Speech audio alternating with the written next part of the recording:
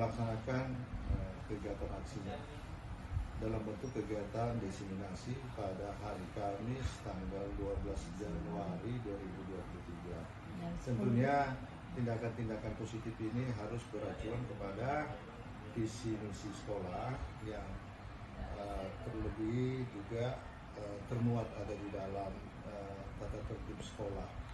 Oleh karenanya silahkan dilaksanakan kegiatan diseminasinya.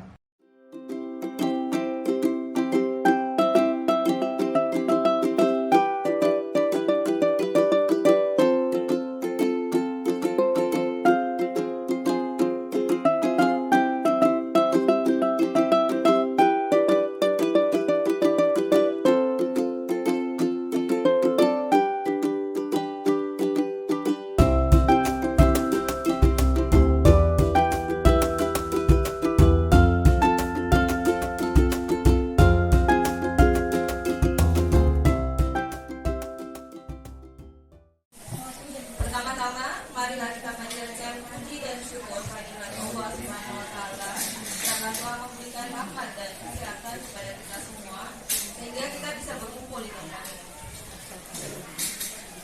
Tak lupa pula kita sampaikan salawat dan salam kepada junjungan kita Nabi Muhammad SAW. Positif bagi kandidat Guru Penggerak atas nama Ibu Roskina Mansur dan Wahidah, saya nyatakan dibuka dengan resmi.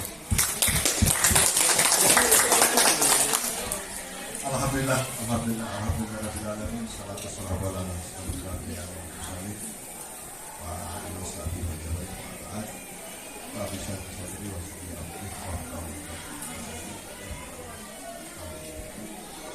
Bapak Wakil Kepala Sekolah, Bapak Ibu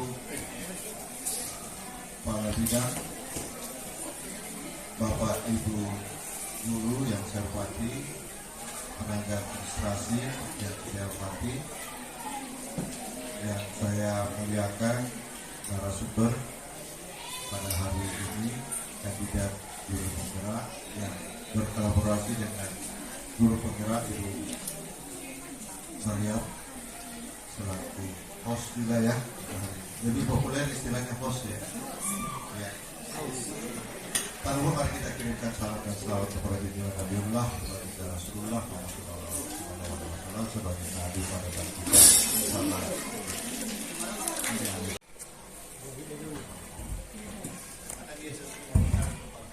Bismillahirrahmanirrahim. Assalamualaikum warahmatullahi wabarakatuh. Hamdan wa syukran lillah wa rekan-rekan guru. Seperti yang kita pahami, anak-anak kita tidak selalu berada di jalur yang benar. Sama juga kita tidak selalu berada di jalur yang benar. Jadi pemahaman karakter mengenai disiplin positif dan nilai-nilai kebajikan universal itu mesti terus-menerus harus kita sampaikan meskipun secara perlahan.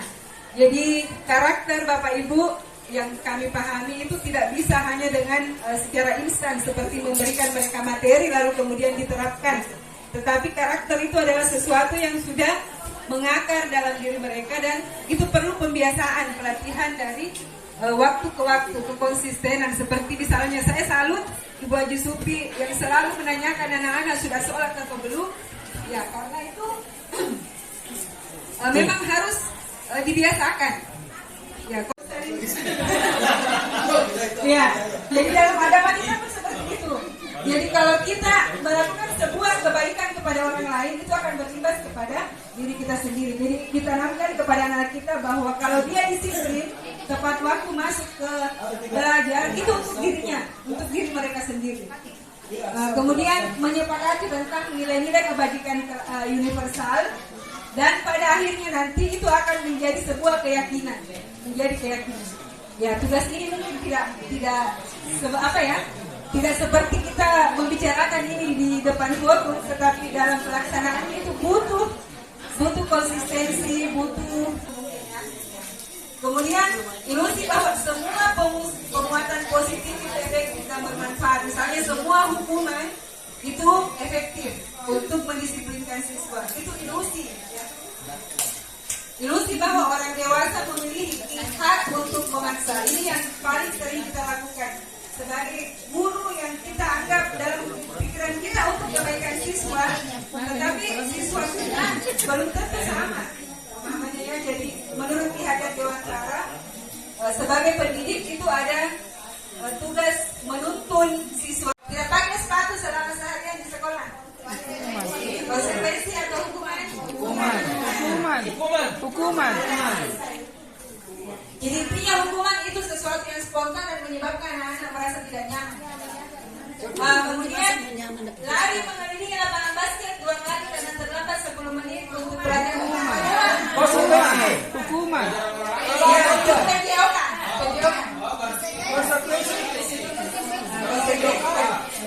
Coba kita cocokkan, ini bukan benar salah, tapi kita cocokkan salah.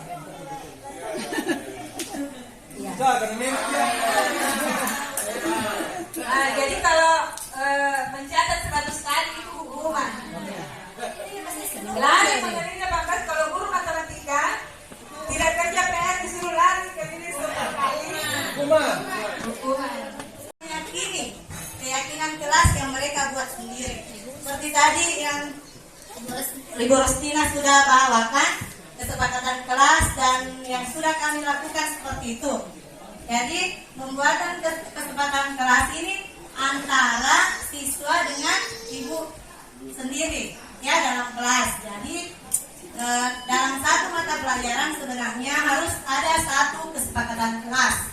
Dari 11 mata pelajaran sebenarnya kita harus membuat kesepakatan kelas sebelum memulai pembelajaran. Dimana ketika kita memulai pembelajaran itu pasti ada yang namanya kesepakatan kelas. Kesepakatan kelas itu adalah ide-ide dari peserta didik, ide-ide dari murid yang kita ajar, apa maunya ketika kita mengajar mata pelajaran tersebut. Ya, misalnya seperti saya kemarin itu kan mendidik. Ya, jadi kita harus pahami perbedaan antara hukuman dan konsekuensi. Tadi itu sudah dijelaskan kepada dari Ibu Rostina. Ya, kita lanjut pada materi terakhir mungkin deh, yaitu segitiga restitusi. Yang mana ini segitiga restitusi? Di sini ini sebenarnya segitiga restitusi harus dipahami oleh semua guru. Ya, harus dipahami, bukan cuma guru BK. Sebenarnya yang harus dipahami Semua guru. ya, dalam segitiga restitusi ada yang namanya menstabilkan identitas. Di sini untuk membuat anak merasa gagal karena berbuat salah menjadi positif terhadap dirinya. Guru berkata, berbuat salah itu hal yang manusiawi. Yang kedua, tidak ada manusia yang sempurna. Bapak Ibu juga buat salah. Kita pasti bisa menyelesaikan permasalahan ini. Bapak Ibu tidak tertarik untuk... Yang pertama yang ingin saya tanyakan, apakah tidak ada jalan tengah antara kompetensi dan kolaborasi? Karena kompetensi itu tetap harus ada.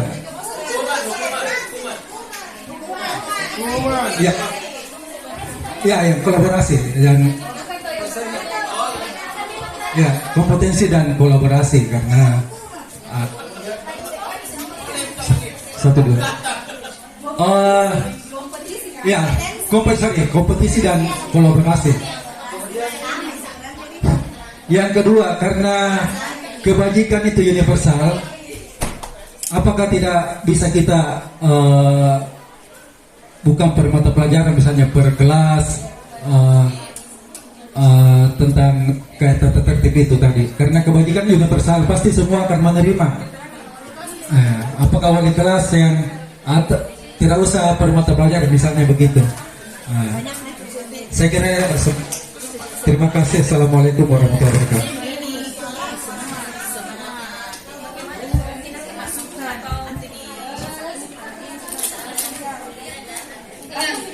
Saya persilakan satu lagi, Bapak Ibu.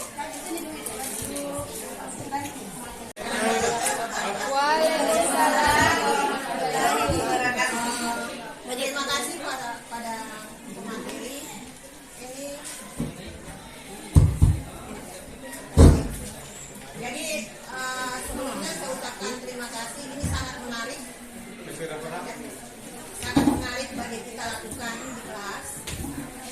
yang mungkin kita sudah pernah melakukan ini, tetapi masih hal-hal yang sangat sederhana, misalnya terlambat masuk kelas. Yang pada intinya ini adalah untuk mendisiplinkan siswa. Jadi ada kesepakatan antara kita dengan siswa. Di sini yang saya mau koreksi sedikit atau sedikit masukkan bahwa kita juga perlu ada kesepakatan antara kita dengan siswa. Contohnya tadi misalnya siswa terlambat masuk kelas bagaimana? Sekarang kita balik